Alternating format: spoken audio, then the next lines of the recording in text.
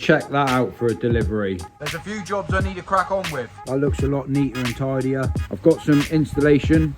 I need to buffer up my KH. It's a cracking little robin. Look at the size of this flower, the FMG.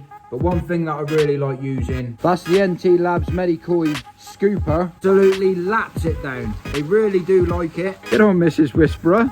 Doing a tidy job there, ain't ya? We decided to use some of this stuff. Just holds the pipe in place, but we've whacked it on here. And I like keeping my KH roughly around 2. They're the best bit of kit you can buy.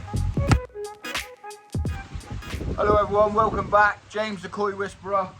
And it ain't the best of weathers today. Look at it, a little bit of rain. A few jobs I need to crack on with. Finished off the insulation for the water pipe that I put in. And yeah, we'll just see where this video takes us. Right, so to start with, I want to tidy this up a little bit better because I don't like the pipe sticking out like this. So I just popped down to Mo Valley, picked up some cheap little connections. And yeah, hopefully this will make it look a little bit better than what this is. Let's crack on, get the job done. Right, so there's that job all done. That looks a lot neater and tidier. It was a case of using a few more 90s to do a little job. But the reason why this stopcock's on here, during the winter, if I ever want to shut this system down, and I don't want to have a trickle into the pond and only top up once a week, basically I can just disconnect everything and it will stop everything from freezing if it ever gets really cold. So that's the reason why the stopcock's there. But basically, the 90 runs in around, back around, and then up. Just looks nice and neat and tidy. I had to move this over slightly. It's only a few holes by moving this up as well. Bit of paint. You'll never see that it was ever there. That being said, what I need to do now, I've got some installation. This was just lying around in the farm. Hope my parents don't see, but I've got some. It's probably been in the barn for around 20 years. It might not be the right diameter, but I'm going to make do. But I've got 3 lengths. So I've got one more 90 that I want to put in here. This is just to tidy this up. And then what else I want to do today is drill out this a bit further to get this in. So then when my lagging goes on in a minute, it goes in a bit tighter. I didn't allow for this coupling when I put it in. So I'm just going to notch this section out slightly and then put this in a bit further. That's that job all neatened up a little bit better as well. Get on, Mrs. Whisperer. Doing a tidy job there, ain't ya? Better than yours. What, the size of the sausage or that? Happy days. Proper job. Tidy, tidy. Hopefully it will help a little bit. Lovely. Right, so we decided to use some of this stuff. Basically, you can loop it around the pipe, like so, and then screw it in. Tell you what, I'll cut a few bits and show you what it does. So that's what the pipe clips does. Just holds the pipe in place. So what we've done, we've put it on a few bits. It runs up over, shut the gate. We had to put an offcut in here, and we need a finger something to go in here because it just kept on snapping. So we might put something in there, but we've whacked it on here. It runs down, goes into there, turns a corner, runs around, up through here. Same rule applies here. We can't really get this bit done properly, but yeah, it's all lagged in there as well. Don't know what that's doing there. Mrs. Whisperer, any reason why you rammed that down the drain? Actually, I believe you done that. Right, let's get this filter back on here. Let's tidy up and get lunchtime. Right then guys, check that out for a delivery. So a massive shout out to Jono at NT Labs, my sponsor that supplies me with all of my medications that I use on the channel. And today I'm going to get all this packed away in my filter shed. But basically, I need to buffer up my KH. This is something that I buy and use on a regular basis anyway. But massive shout out and respect to the guys down at NT Labs for jumping on board and giving me a helping hand. Very much appreciated. They even sent some little bits for my son as well, for his fancy goldfish. Yeah, just some little bits for his tank upstairs, his brand new pond that he's looking after. Absolutely fantastic. So while we're here, a little update. He done a little water change on it yesterday, and Jacob, my son, he's having an absolute blinding time playing around with this little pond, teaching him what to do and how to get on with it. You can see there's a little bit of detritus build up on the pump itself, but that's to be expected. There's no UV on this pond whatsoever. It's in my conservatory, and one thing what you picked up from the charity shop the other day, for $2.99 is a cracking little robin. Got it perched just underneath the branch and it looks amazing, to be fair. Yeah, filtration on the ponds working a treat. Look at the size of this flower, the plant that we grew. It's growing absolutely fantastic. I keep saying fantastic, but it is. Super happy with it. So these little bits from NT Labs are certainly going to help my son out. And these are the bits that I use on a regular basis. So like Fluke Solve, if you ever get any problems with Fluke, malachite and formalin. This is best for like parasites such as trichodina, white spot, costia, chilidinia, things like that. Stuff that I use all the time. Not going to lie, I don't use this all of the time for the pure fact of that I use a dechlorinator anyway. But it is a very good product if you haven't got dechlorinated water. My son probably pinched that off me and use it in here as well now and then when he forgets to get the chlorinated water out there. Hydrogen peroxide, something else that is very handy to have. Pure fact, if you're ever using PP, you definitely need some. FMG, but one thing that I really like using and what my fish absolutely love eating, Medicoy Probiotic. Pure fact, basically, I'll come out here and show you. I'm feeding twice a day at the moment. But what you find with a lot of fish foods, that it can change the colour of your water. It can change the way that the fish eat in the way of how much waste is left over, which just basically processes and bypasses their system, and you get a hell of a lot of waste from it. There's a lot of good quality foods out there on the market that you don't get as much waste from, and I for one really like using the NT Labs probiotic. I find it really helps keep the water just that little bit better, and the fish seem to love it. So without further ado, Mrs. Whisperer, she just got me some chips, and you're going to give me a hand to get all this in the filter shed? Yeah. Happy days. Chips and onion rings. That's a quick easy lunch, isn't it? Yeah. Happy days. So yeah, basically a little chat about this Medicoy. This food you can use all year round as a multi-season food. It's really good quality food, to be fair. And one thing I like about these 10 kilo tubs is that it comes with a free scooper. So you can scoop out your food, scat it into your koi if you want. But what I use it for, I use it to fill up my automated fish feeder. The buckets that they come in is a lot better than the bags. I know what matters is what's in the bucket or the bag, but I really highly recommend the Medicoy Probiotic. It's something my fish really love. You can even see they're all coming up to the top. They're all waiting to get fed. Yeah, that's the NT Labs Medicoy scooper.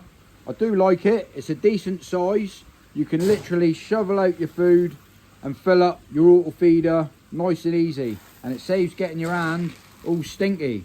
But yeah, it's a really good quality food, really. You can see my fish just waiting to be fed. So I'm going to give him a little bit. You watch this one. He'll eat it straight out of the spoon. Absolutely laps it down. They really do like it. And like I was saying, this time of year, you've got to be a little bit careful of how much food that you do feed your koi. That's just down to the water temperatures more than anything. But you can see how much my fish really enjoy this food. And it does really keep the quality of the koi as healthy as they can be. Something that I'm really passionate about sharing. Medicoy Probiotic. Decent quality food. And I do like you get a little scooper as well. So I'm going to top up my auto feeder and then put the rest of this in storage. Basically, this lasts me during the summer roughly around 2-3 weeks, depending how much I feed my fish. But that's because I like heavily feeding my fish 5 or 6 times a day just to give them a decent bit of food. But at the moment, I'm only feeding twice a day. Probably about 150 grams a day at the moment, which is more than enough for this time of year. So yeah, this is really cool actually. Well, I like this little scooper. I can just stand like this and fill up my fish feeder. So I'm going to crack on and get this one filled up, and I'll be back with you shortly. KH buffer. Let me spin the camera around. I live in a real soft water area, and I really struggle to keep my KH above 1 actually. The way I combat it is that I've worked out a rough dose of how much I need to add every other day, and I like keeping my KH roughly around 2. I find it just helps the whole nitrogen cycle that little bit better. But now I've got the KH buffer up from NT Labs, it's very much appreciated, because there is other treatments that you can use to do the same type of job, but I much prefer to use the KH buffer up. I know it's fish safe and it really does help stabilize my pH, but all I do, I just weigh out the amount dose that I need, and then I just sprinkle it across the pond. And this is something that I got to do every couple of days just to help keep my KH and pH nice and stable. So yeah, this time of year coming out of the winter, it is very highly recommended to check your water to see where you're at. But you don't check during the winter, nowhere near as much, and I highly recommend just checking just to make sure you know where you're to. But that there is going to live up there with the rest of my treatments from NT Labs. Thank you very much for sending us out some bits, Jono, very much appreciated. But the next thing that I'm going to do is use the Pond Lab kit, check my pH and KH, and just to make sure tallies up with my digital pH meter that I'm using over there. Yeah, for the people that don't know or do know me, I've been on YouTube for over 5 years now, and a lot of you guys can remember I used to bang on about this NT Labs Pond Lab test kit. Absolute cracking bit of kit.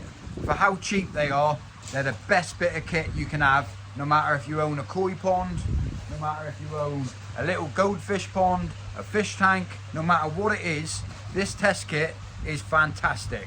The most important thing is testing your tap water. So when you're topping up your pond, really you got to know or understand what you're topping up your pond with, and without a test kit you don't know what that may be. So for instance, in my case, my KH topping up is less than 1, so that's why I need to use the KH buffer up in my pond. But where you live in the world, your KH coming out of your tap might be 5 or 6, so you don't need to do anything. You don't need to do any buffering up. But depending where you live in the world is a very good bit of equipment to have to work out what's going into your pond. But I'm going to run a quick test. A lot of you seen me do it before. Rain dripping down on me, so I'm going to crack on with this now, and I'll be back with you shortly. But I definitely recommend get yourself on the Pond Lab. They're the best bit of kit you can buy.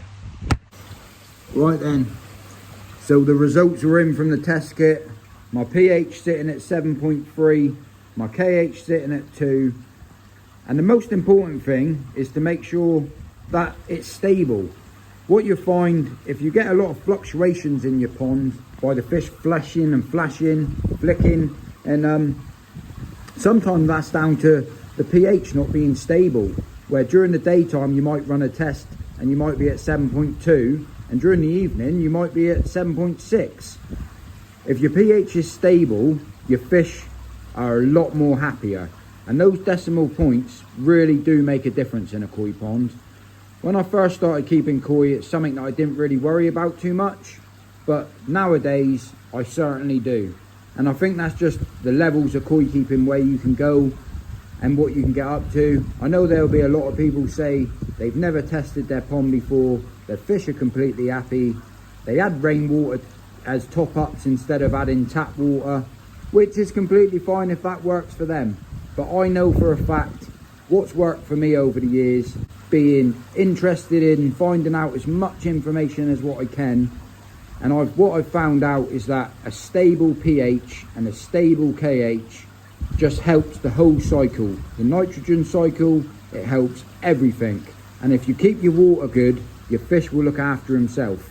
And as a lot of you know, I've been dealing with parasites over the past month. Everything seems to be cleared up, all the fish looking fantastic. Some of the marks, the knocks that I had on some of the fish, looking 10 times better than what it did when I first spotted that I had a problem. But the different levels in koi keeping that you get to, you can spot these levels a lot quicker and a lot easier. But that's enough yibbity yabbada. I think that's enough information for one video. And moving on to the new pond, I think what I got to do next, I got to get it sheeted up, get a cover over the top of it, and pretty much get ready for fiberglass in. So if you're new to the channel, stick around for that. If I don't see you in a week, I'll see you for a window. Thanks for watching the video. Thank you very much, NT Labs, for sponsoring this video with all the products you sent me. That being said, thank you guys for supporting the channel, and I'll see you all on the next one.